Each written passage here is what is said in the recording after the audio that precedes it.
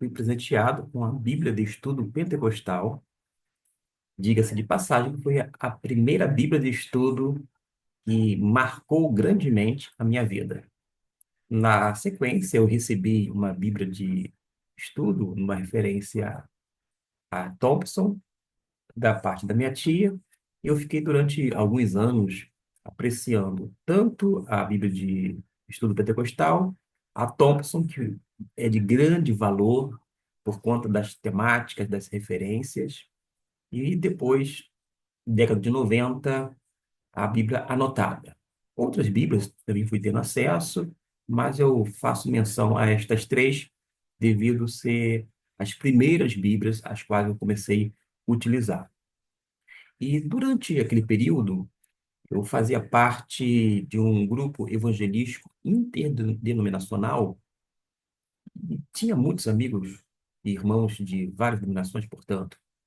E alguns deles, por serem das igrejas pentecostais, questionavam-me porque eu era da igreja tradicional. Poxa vida, vocês não acreditam no dom de línguas, vocês não buscam o batismo no Espírito Santo, etc e tal. E aquilo ali foi gerando uma certa inquietação na minha mente, no meu coração, porque eu acreditava na palavra de Deus.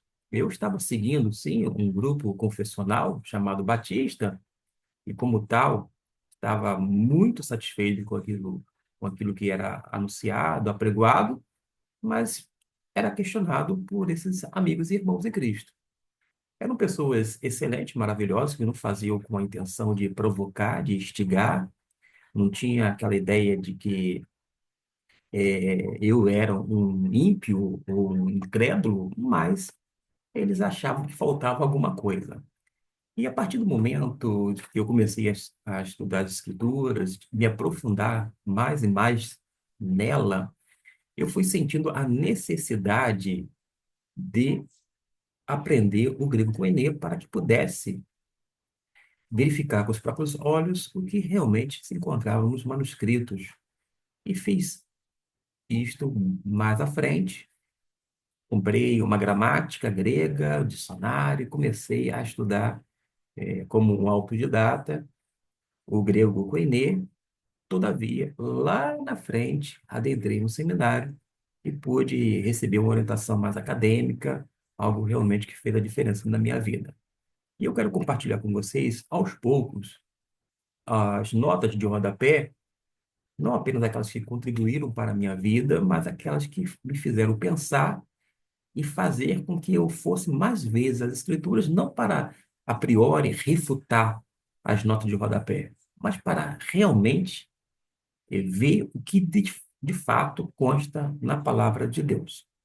Vou me deter no capítulo 2 porque na nota de rodapé, quando fala sobre o versículo 2 e 3 que eu vou deixar aqui projetado, e aproveito e faço a leitura, de repente veio do céu um ruído como que de um vento impetuoso, e encheu toda a casa onde estavam sentados, e lhes apareceram umas línguas como que de fogo que se distribuíam, e sobre cada um deles pousou uma, diz esta versão. A versão adotada por esta aqui é outra. Todavia, a gente vai se guiar sem nenhuma dificuldade. A nota de rodapé, conforme está na página 1630 deste exemplar, diz assim: um vento impetuoso e línguas repartidas, como que de fogo. Está tudo em negrito. E vem a nota. As manifestações externas de um som, como de um vento poderoso e das línguas de fogo, conforme o versículo 2 e 3, demonstram que Deus estava ali presente e ativo, de modo poderoso. Compare Êxodo 3, versículo 1 ao 6, 1 Reis 18, versículo 38 e 39. Há uma concordância da minha parte, por causa de quê, nesse primeiro momento? De fato, o fogo é símbolo da presença de Deus. Basta observar que, quando Deus outorga a lei dele para o seu povo, há algumas manifestações, inclusive o fogo simbolizando a presença de Deus no meio do povo. Agora, no dia de Pentecostes, quando há a outorga do Espírito Santo, vamos observar que aparece uma vez mais fogo, indicando, conforme está aqui enunciado e anunciado na Bíblia de estudo, na nota de rodapé, que se trata dessa presença ativa, porque Deus se fazia presente através daquele fenômeno, daquela manifestação. Nós sabemos que houve manifestação audível e visível. Mas prossigo no comentário da nota de rodapé. O fogo, coloca entre aspas, porque não era fogo físico. Se fosse fogo de verdade, teria queimado a cabeça das pessoas quando estava pousando sobre cada um deles. Era como fogo, isto é, semelhante ao fogo. Ainda assim, quero dizer que trata-se de um fenômeno visível. As pessoas que estavam ali naquele local, provavelmente no cenáculo, viram descer línguas repartidas como, isto é, semelhante ao fogo. Aí ele diz, talvez simbolize a consagração e a separação do crente para Deus. Essa parte da nota de rodapé já é um tanto truncada. É fato, pelo que eu já apresentei aqui, por conta da outorga da lei e agora a outorga do Espírito Santo, que o fogo é símbolo da presença de Deus. Deus estava presente através daquela manifestação. Agora, dizer que exista esta possibilidade de que o fogo representasse essa consagração e separação dos crentes para Deus, realmente não tem procedência. Mas faço jus ao termo que ele utilizou. Talvez. Aí você vai dizer, talvez sim. E eu retruco daqui. Talvez não.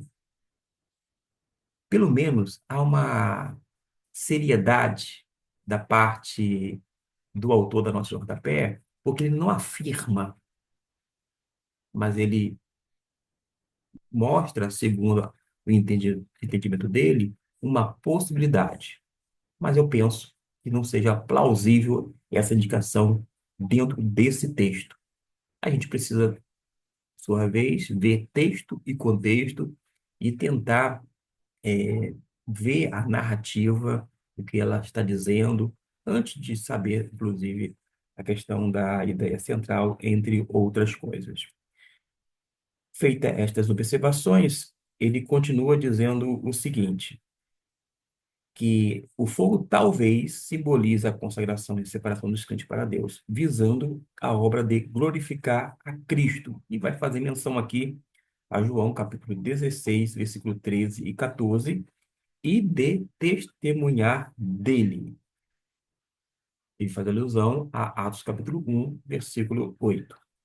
Não vou me referir a estes dois textos mencionados entre parênteses, e a gente precisa comparar, mas eu quero dizer que não apenas nesta Bíblia, como em outras Bíblias, às vezes as pessoas fazem citações, digo pessoas numa referência aos estudiosos, e que quando você vai a alguns versículos, alguns textos indicados, não tem uma relação direta nem indireta e às vezes não faz sentido. Pode ser, às vezes, uma sinalização, mas não vai legitimar para trazer aquele texto a fim de fortalecer aquele argumento que está sendo oferecido. Então, a gente precisa ter muito cuidado. Com relação ao capítulo 1, versículo 8, a ênfase não está, por exemplo, no fato deles receberem poder. O fato mais extraordinário, sem dúvida alguma, que se deu justamente no cumprimento do dia de Pentecostes, foi as pessoas serem habitadas pelo Espírito Santo de Deus. E uma vez habitando permanentemente, nós vamos notar que o Espírito Santo transfere poder. Poder não é para exibição, para demonstração, mas para ser testemunha de Cristo Jesus. Ele diz, do que eu mencionei, estas duas manifestações antecederam o batismo no Espírito Santo e não foram repetidas noutros relatos similares do livro de Atos. A gente pode dizer em relação ao evento pentecostal, conforme se encontra na Bíblia, que é um evento irrepetível. Isso mesmo, não se repete. Por quê? Porque todo fato histórico é irrepetível. A profecia de Joel, por exemplo, se cumpre e não se repetirá mais, uma vez que já houve o cumprimento. Da mesma maneira, mesmo sendo os irmãos, uns chamados pentecostais, neopentecostais, renovados, chamados outros de carismáticos, que têm um posicionamento diferente dos irmãos tradicionais ou ainda reformados, nós não vemos a repetição destes fenômenos que é audíveis e visíveis nos dias atuais. Nenhum deles. Em relação à nota de rodapé, que está na página 1631, eu vou ler somente esse trecho aqui, não porque eu estou sendo tendencioso, mas por conta do tempo. Eu vou fazer outros vídeos comentando o restante. Mas numa alusão a este versículo 4 que está destacado, diz assim: o falando outras línguas, ou a glossolalia, que no grego está entre parênteses aqui, glossais lalo, era entre os crentes do Novo Testamento um sinal da parte de Deus para evidenciar o batismo no Espírito Santo. E faz alusão ao capítulo 2 versículo 4, capítulo 10 versículo 45 e 47, e capítulo 19 versículo 6. Esse padrão bíblico para o viver na plenitude do Espírito continua o mesmo para os dias de hoje. Vou dar uma pausa aqui para tecer alguns comentários. A primeira dificuldade é que, segundo a nota de rodapé, o padrão bíblico para o viver na plenitude do Espírito, e que é justamente a evidência do batismo do Espírito Santo, é o falar em línguas. E vai primeiramente mencionar Atos 2, versículo 4. Vamos por parte. Se, segundo eles, este é o padrão, os crentes atuais deveriam falar quais línguas? Línguas humanas concedidas sobrenaturalmente pelo Espírito Santo, ou seja, sem o estudo prévio. O outro texto de Atos, capítulo 10, versículo 45 a 47, mencionado, entre parênteses, que manda verificar, ver, capítulo 10, 45 até o 47, o contexto ali vai indicar claramente que não se tratava de uma língua, digamos, estranhas, conforme os dias atuais, mas tratava-se de idiomas humanos. Note que Atos 2, versículo 4, fala sobre idiomas humanos concedidos de forma sobrenatural pelo Espírito Santo. E quando você lê o capítulo 11 de Atos, que é uma explicação do capítulo anterior, vai mostrar que há uma associação daquele evento no tocante às línguas em relação ao capítulo 2. O próprio Lucas não vai dizer que era um fenômeno diferente. Se fosse ele que é criterioso, não hesitaria em tal coisa. Da mesma maneira, nós vamos observar que em Atos 19, versículo 6, não tem nenhuma alusão ao fenômeno de línguas, a línguas estranhas, conforme nós comumente ouvimos e constatamos nos dias atuais. De forma que a evidência do batismo no Espírito Santo, com base nesses três textos, parece desconsiderar o próprio texto inicial, que é o versículo 4 do capítulo 2, que é tido como padrão.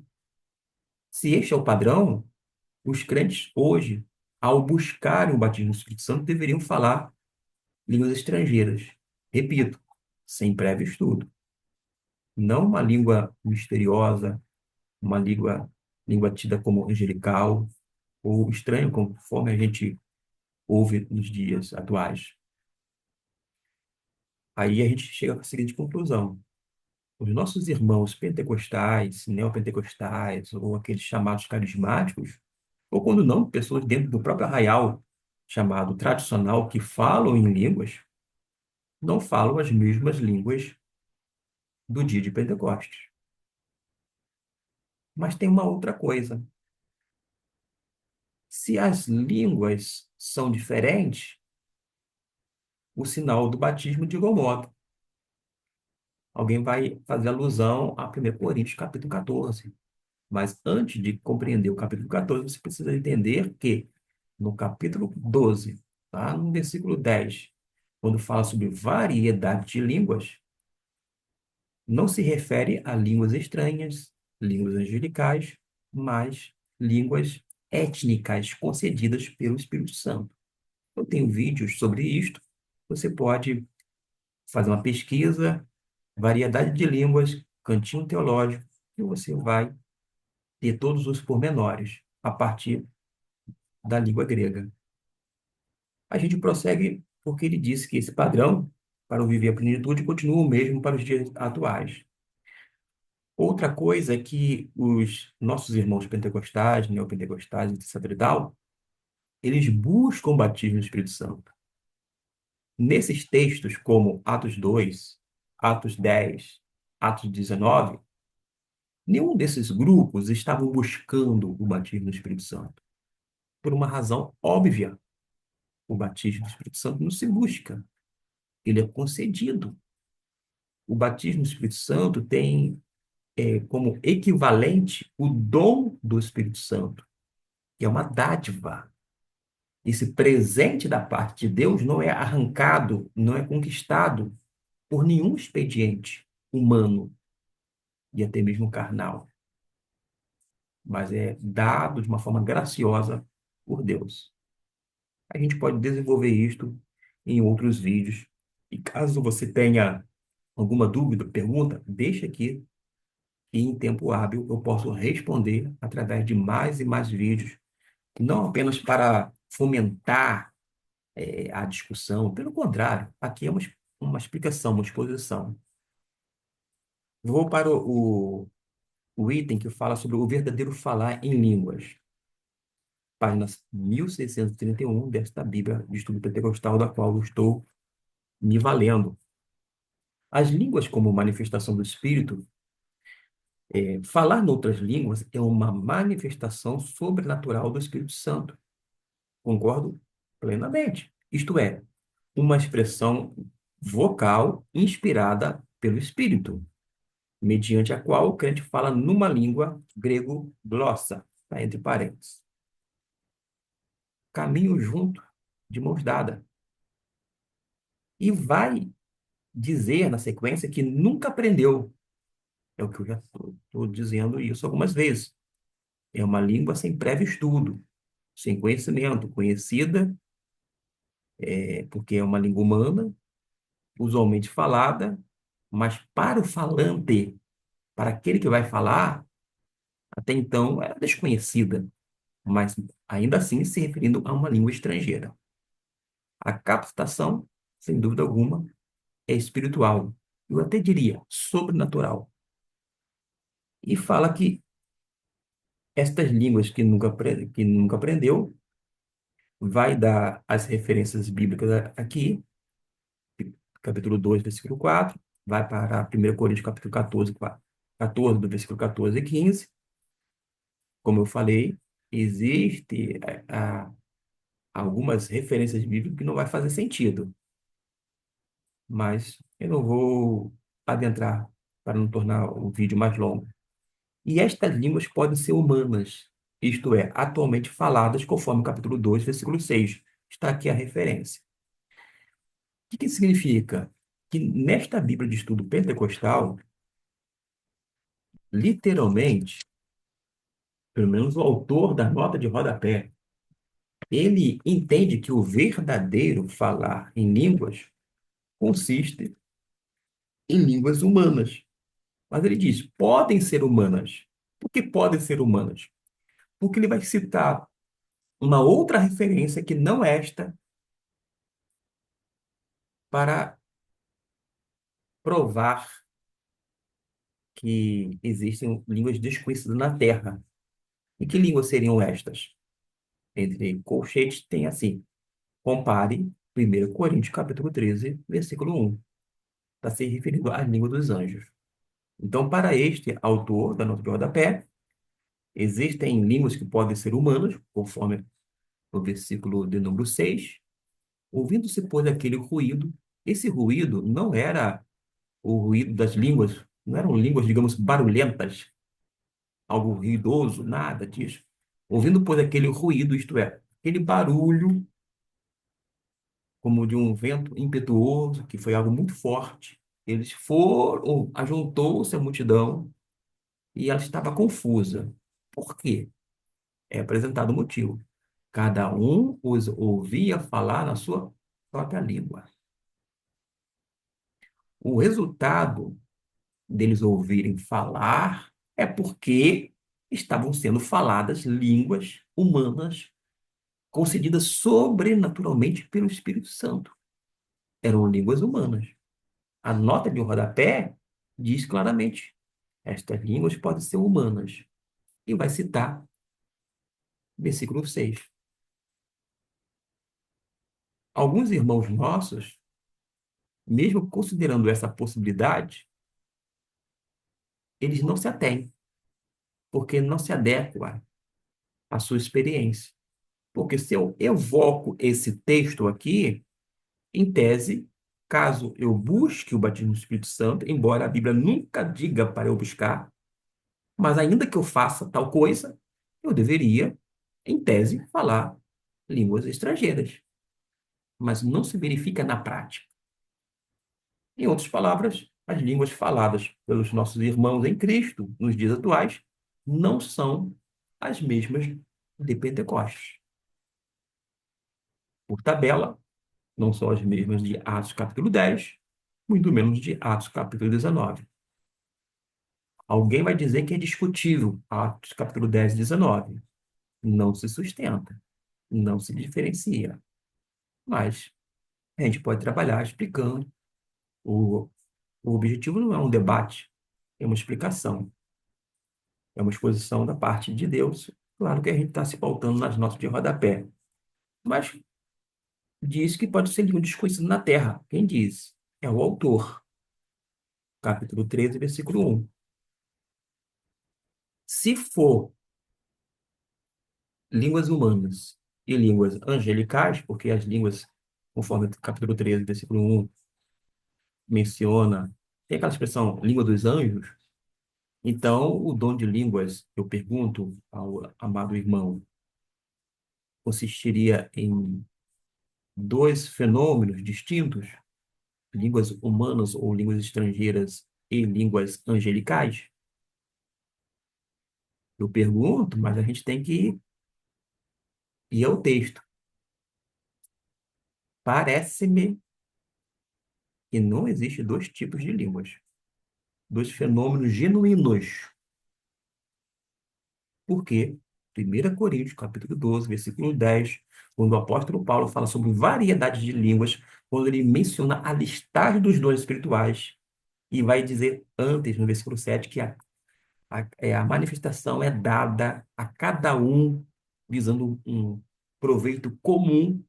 Esta manifestação dada se refere ao dom espiritual vindo dos altos céus, da parte do Espírito Santo, que concede como ele quer, como lhe apraz, deixa claro, dentro do texto grego, que se trata de variedade de línguas, mas no sentido de diferentes línguas étnicas, pela razão que eu já apresentei em outros vídeos, e vale a pena você fazer pesquisa. Variedade de línguas, cantinho teológico. Faz essa pesquisa no YouTube, já para lá de imediato. Não vou repetir os mesmos argumentos aqui para não se tornar ainda mais volumoso este vídeo. Mas prossegue. Não é fala estática, tá? Entre aspas, como algumas traduções afirmam. Na verdade, eu desconheço a ignorância da parte deste. Traduções que afirmam que são fala estática.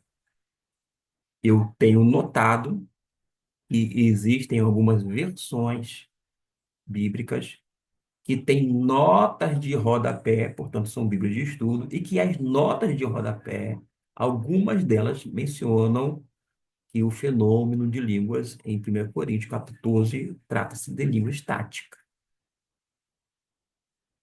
Mas não é os tradutores, é um trabalho de alguém que não faz parte da tradução, daquele grupo de tradutores, daquela douta comissão, e que faz apontamentos, faz seus estudos, faz as suas anotações, e daí o resultado, notas de estudo. Então, uma coisa é uma nota de uma Bíblia de estudo mencionar que seja uma língua estática, ou ainda, pegando o gancho, uma língua estranha, conforme algumas pessoas acham falam nos dias atuais. Não confunda Bíblia, que é o conteúdo, com as notas de rodapé. A gente não pode sacralizar as notas de rodapé. Não é fala estática, como algumas traduções, já vimos que não procede tal coisa, mas traduções afirmam, pois a Bíblia nunca se refere à expressão vocal estática.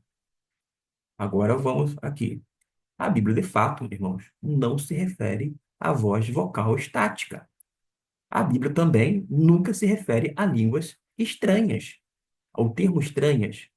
Nunca você vai verificar que é em Atos, em 1 Coríntios, capítulo 12, 13, 14, você não vai ver nada assim atrelado a línguas como o termo estranho.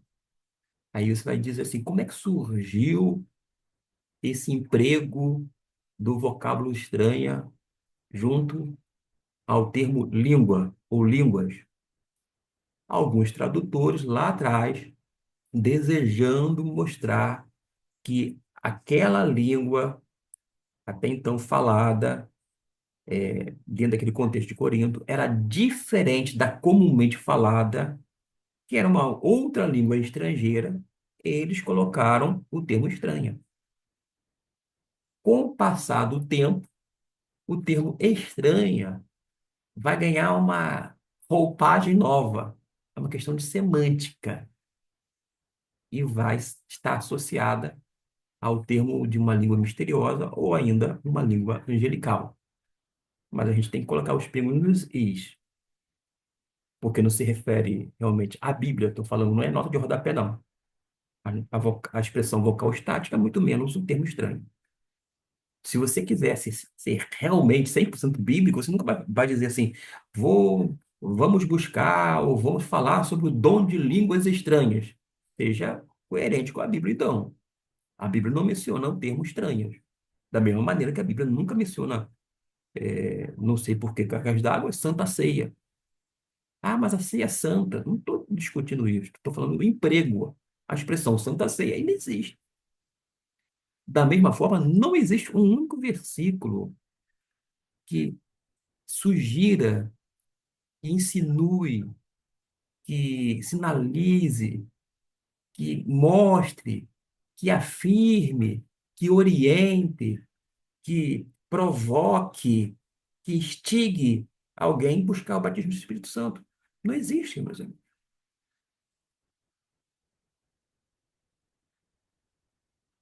Vou ler do início para fechar essa parte. Não é fala estática, como algumas traduções afirmam, pois a Bíblia nunca se refere à expressão estática, à vocal estática, para se referir a falar em outras línguas pelo Espírito.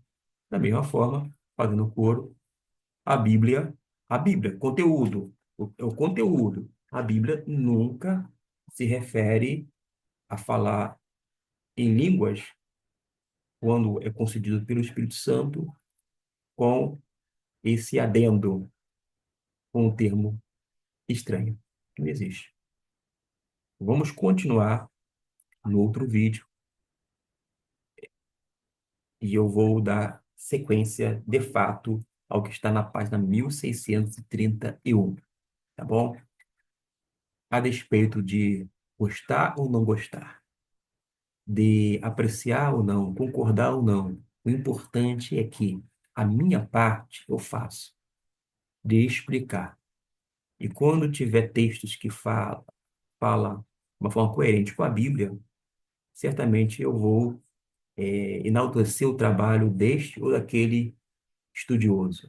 Agora, quando não fizer sentido com o que a Bíblia diz, eu vou mencionar da mesma forma. A gente precisa ser fiel à pessoa de Jesus, fiel às Escrituras, permanecer leal nesse quesito hermenêutico, mas não no intuito de debater, de provocar discussões polêmicas, mas simplesmente explicar.